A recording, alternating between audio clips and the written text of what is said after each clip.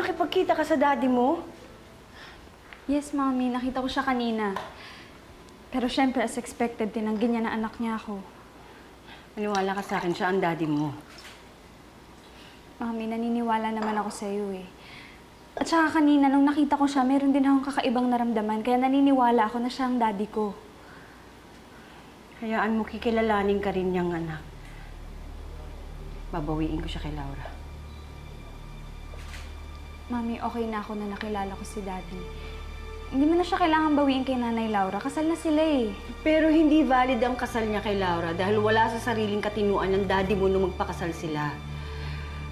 Kaya pwede ko siyang bawiin kay Laura. Tama si Archie eh. Dapat bawiin ko si Nelson kay Laura para mabuo ang pamilya natin. Hindi ako titigil hanggat hindi yun nangyayari.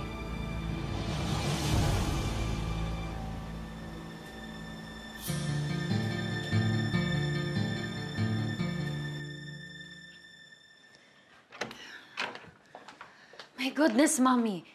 Bakit mo ba pinupush si Tita Ivy na bawiin ang daddy ni Rachel?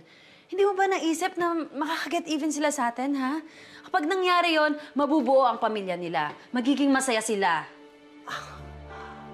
Alam mo, Phoebe, smart ka eh. Mana ka sa nanay mo. Pero, hindi mo pa rin matatalo ang mami mo pagdating sa mga tactics. What are you saying? Ang hindi mo naiisip, napakalaking gulo niyan ang hinaharap nila kapag naagaw nila si Nelson kay Laura. At habang nangyayari ang claiming drama nila, mawawala ang atensyon ni Ivy sa kumpanya.